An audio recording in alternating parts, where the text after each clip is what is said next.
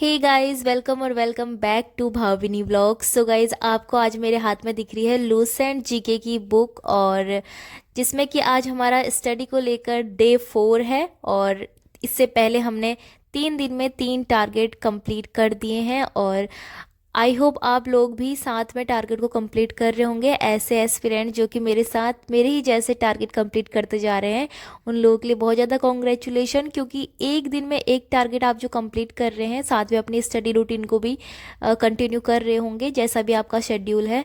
तो आपको बहुत ज़्यादा खुशी हो रही होगी, क्योंकि हमारा एक टॉपिक एक दिन में हमें एक स्टूडेंट से आगे ले जाता है। बहुत बड़ी बात होती है इस तरह से अपने टारगेट को कंप्लीट करके नेक्स्ट डे के लिए प्रिपेयर होना। ठीक है, तो आज हमारा है डे 4, और आज का जो टॉपिक होने वाला है वो लूसेंट जीके की बुक से ही है। और मैं आपको पेज नंबर बता देती हूँ, टॉपिक बता देती हूँ। तो आज का डे 4 का जो हमारा टॉपिक है वो है भारतीय राष्ट्रीय आंदोलन से संबंधित महत्वपूर्ण आंदोलन एवं घटनाएं, जो कि आपको लूसेंट के पेज नंबर 52 में मिल जाएगा। तो ये टॉपिक मैंने क्यों चूज़ किया है, क्योंकि इसमें टोटल जो घटनाएं हैं महत्वपूर्ण वो है 37। तो हमें एक दिन के अंदर मीन्स आप तो आधे घंटे के अंदर भी इसको कर सकते हैं। जैसे मैंने यहाँ पे अपना जो टारगेट है वो ऐसे ही कुछ 9-10 मिनट में कंप्लीट कर लिया है। जितने भी मिनट की ये वीडियो होगी उतने ही मिनट में मेरा ये टारगेट पूरा था।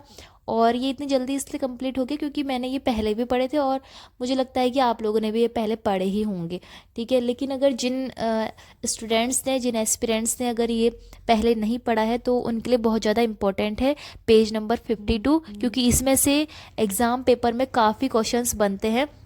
ये हमारा भारतीय राष्ट्रीय आंदोलन से संबंधित जो महत्वपूर्ण आंदोलन हुए थे और जितनी भी महत्वपूर्ण घटनाएं घटी थी, जैसे कि कांग्रेस का विभाजन हुआ था, लखनऊ पैक्ट आया था, या फिर मुक्ति दिवस की घोषणा कब की गई, इस तरह से जो इम्पोर्टेंट चीज़ें हैं ना, गांधी इरविन समझौता, इस तरह से तो आंदोलन भी हैं और साथ साथ कुछ महत्वपूर्ण घटनाएं भी हैं। ये बहुत ज़्यादा इम्पोर्टेंट है, इसलिए आप इसको पढ़ें। किस तरह से पढ़ना है वो भी देख लीजिए। देखो, इसमें सबसे पहले क्रम संख्या दी गई है 37 तक। इसमें हमें घटनाएं या फिर आंदोलन याद करने हैं, और इस तरह से याद करना है कि पहले आपको उस आंदोलन या फिर घटना का नाम पढ़ना है, और फिर उसके बाद सन पढ़ना है। उसका सन भी हमें साथ साथ इसमें याद करते हुए जाना है। सन को अलग दिन के लिए इसमें मत छोड़ना। और फिर उसके बाद उससे संबंधित जो भी टॉपिक होगा या फिर विषय, व्यक्ति होंगे, उसको आपको याद करना है। जैसे फर्स्ट में इसमें दिया है भारतीय राष्ट्रीय कांग्रेस की स्थापना। अब हमसे क्वेश्चन कभी कभी ऐसे पूछते हैं कि भारतीय राष्ट्रीय कांग्रेस की स्थापना कब हुई थी, और कभी इस तरह से भी क्वेश्चन आ सकता है कि भारतीय राष्ट्रीय कांग्रेस की स्थापना किसके द्वारा की गई थी। तो दोनों ही चीज़ें हमें याद करनी है, इसीलिए इसमें 3 कॉलम है। जो फर्स्ट कॉलम है उसको आपको मोस्टली वो आपको क्वेश्चन में देखने को मिलेगा, लेकिन जो बाकी के 2 कॉलम है उसका आपका ऑप्शंस बनते हैं, जिसमें कि आपको बताना होता है कि कब और किसके द्वारा, किससे संबंधित, इस तरह से क्वेश्चन बनते हैं। फिर देखो, आपके पास सेकंड है बंग भंग आंदोलन।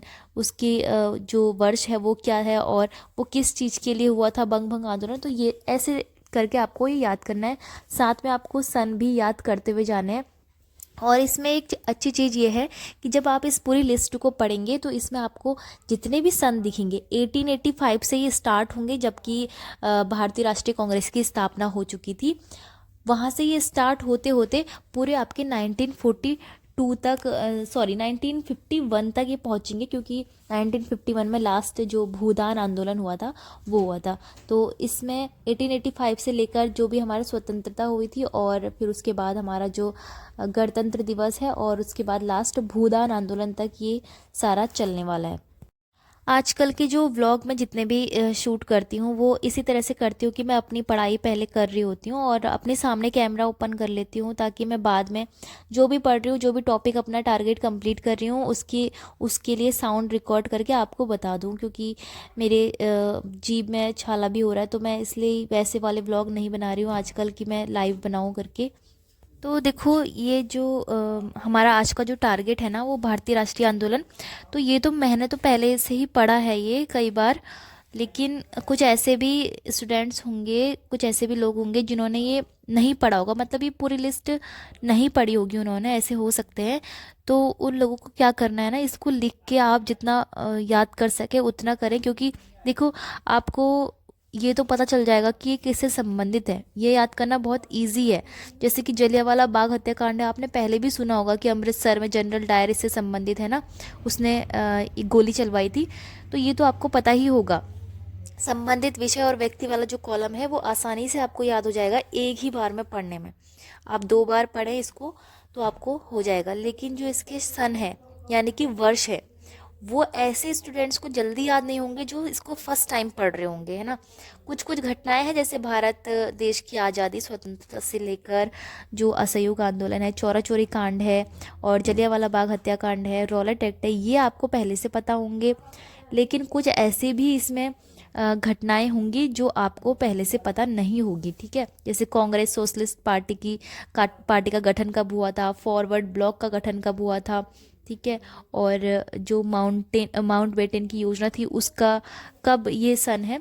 तो आपको सन याद नहीं हो पाएंगे। तो इसको करने के लिए जो न्यू एस्पिरेंट है वो सबसे पहले क्या करे, अपनी एक कॉपी लें, और संबंधित विषय तो वैसे भी याद कर सकते हैं, लेकिन जो सन है उसकी लिस्ट बनाकर याद करें। और क्रम वाइज इसको याद करना है, क्योंकि क्रम वाइज आप याद करोगे ना, क्योंकि इसमें लिखा भी क्रम वाइज ही है। और क्रम वाइज याद करने से उसके अगले दिन की अगले टाइम की घटना जल्दी याद हो जाती है। ये सीरीज़ में होती है। तो सन को याद करने का तरीका यही है, बाकी कोई इसकी ट्रिक तो होती नहीं है। आपको इसी तरह से सीरीज़ में याद करना है। और आप इस पेज की फ़ोटोज़ भी ले सकते हो। और जैसे कहीं पर ट्रैवल कर रहे हो, आपको कॉलेज जाना है, आना है, तो आप अगर बस में आते हो तो आप बस में याद कर सकते हो। मैं तो ऐसे ही करती हूँ, क्योंकि मेरा जो कॉलेज है वो मेरे घर से है लगभग 10-11 किलोमीटर होगा, और मुझे आना भी बस में ही होता है, जाना भी बस में ही होता है मोस्टली, तो या फिर ऑटो में। तो मैं क्या करती हूँ ना, ऐसे फ़ोटो खींचे रहती हूँ इन जो सन वाले होते हैं, क्योंकि सन कभी कभी ऐसा होता है ना कि हम बहुत टाइम से नहीं देखे उनको, तो हम भूल जाते हैं। बस वही सन याद रह जाते हैं जो हमने बचपन से अपने स्कूल टाइम से पढ़े थे, वही सन याद रह जाते हैं, बाकी हम लोग भूल जाते हैं। इसलिए उनका बार बार रिवीजन करना भी ज़रूरी हो जाता है। इसलिए ऐसे टाइम में जैसे बस से आ रहे जा रहे, तो ये वाला टाइम हमारा बच जाता है। इसमें वैसे भी हम बोर ही होते हैं, तो क्यों ना हम सन को ही याद कर लें, है ना। तो इस तरह से आपको याद करना है। आपको टॉपिक समझ में आ चुका है। अब आप लग जाइए अपने काम के साथ, घर के कामों के साथ, जहाँ पर भी आप है, भारतीय राष्ट्रीय आंदोलन से संबंधित महत्वपूर्ण आंदोलन और घटनाओं को याद करने में, ठीक है। तो अब आज का हमारा डे 4 है, फिर उसके बाद डे 5 होगा, और अगला जो टॉपिक मिलेगा वो आपको अगले सब्जेक्ट से मिलेगा। तो देखो, मैंने ना अभी जो आज का टॉपिक है वो लूसेंट की हिस्ट्री से लिया है। इतिहास से मैंने इसलिए भी लिया है क्योंकि अगर मैं आपको पर्सनली बताऊं अपना, तो मेरा जो सबसे बैड सब्जेक्ट है वो हिस्ट्री ही है। मतलब लूसेंट के वैसे तो मेरे सारे ही सब्जेक्ट बिल्कुल बेकार है। मतलब ये समझ लो कि मुझे लूसेंट बिल्कुल भी पसंद नहीं है, मुझे जीके पढ़ना बिल्कुल पसंद नहीं है। हाँ, उत्तराखंड जीके पढ़ना मुझे बहुत पसंद है, क्योंकि मैं उससे ज़्यादा रिलेट कर पाती हूँ, और हर कोई रिलेट कर पाता होगा जो उत्तराखंड में रह रहा है। वो उत्तराखंड की चीज़ों को आसानी से समझ लेता है, जान लेता है, याद भी हो जाती है मज़े से, इंटरेस्ट भी आता है। लेकिन जो लूसेंट वाली जीके है ना, वो बिल्कुल अलग है। और जितने भी ऐसे स्टूडेंट हैं जिनकी स्कूल टाइम में पीसीएम रही थी, यानी कि फिज़िक्स केमिस्ट्री मैथ, या फिर साइंस रही थी या कॉमर्स रही थी, तो उनके लिए और भी ज़्यादा ये टफ़ हो जाता है जीके। इसलिए मेरी भी पीसीएम ही थी, फिज़िक्स केमिस्ट्री मैथ, तो इस वजह से मैंने कभी एसएसटी वगैरह ऐसे सब्जेक्ट देखे नहीं थे 10th के बाद से, तो इतना ज़्यादा डीप पढ़ा नहीं था, तो इसलिए इस वाले में दिक्कत हो जाती है। इसलिए इस पे ज़्यादा फोकस करना है। और हिस्ट्री तो और भी ज़्यादा वो लगती है, क्योंकि इसमें जितने भी वो शासक वगैरह होते हैं, तो इसमें क्या होता है, हमें कहानियाँ पता नहीं रहती, लेकिन जो आर्ट्स वाले स्टूडेंट्स होते हैं उनको पहले से ही कहानियाँ पता रहती है। जैसे कि मुझे ना ये सब तो बिल्कुल बेकार लगता है कि इल्तुतमिश, कुतुबुद्दीन ऐबक, रजिया सुल्तान, मतलब सबके नाम सेम ही लगते हैं मुझे तो। मतलब मैंने कभी पढ़ा नहीं है, तो बलबन, ये सब मुझे सबके नाम, जहांगीर, शाहजहां, पता नहीं क्या क्या, इनकी जब स्टोरीज़ पढ़ते हैं तभी समझ में आता है कि क्या है इनकी कहानी। और जैसे टेलीग्राम पे जब मैं क्विज़ करती हूँ, जो कि मेरे लूसेंट जीके के 100 क्वेश्चन जब आते हैं, तो वो क्विज़ भी मेरी इतनी ज़्यादा अच्छा स्कोर नहीं कर पाती है, क्योंकि मुझे बिल्कुल भी इसका अच्छा नहीं लगता बिल्कुल भी पोर्सन, और ना मुझसे इतनी जल्दी याद हो पाता है। तो जैसे मैंने कल रात ही इसकी क्विज़ सॉल्व करी थी, 100 मार्क्स की थी, तो उस वक्त मेरे कितने मार्क्स आए थे भाई, 57, 100 में से 57 ऐसे मार्क्स आए थे। ये लूसेंट के ही थे उसमें सारे क्वेश्चन। मतलब और आने कैसे चाहिए, आने ऐसे चाहिए आपके, अगर आप अच्छी उसमें पकड़ है आपके लूसेंट में, तो आपके 65 से तो प्लस आने ही चाहिए। क्योंकि फ्रेंड्स इस ब्लॉग को करते हैं यहीं पर एंड। अब नेक्स्ट डे हमारा 5th टारगेट होगा और आप इस टारगेट को कंप्लीट करिए। तब तक के लिए bye bye and take care, पढ़ते रहिए।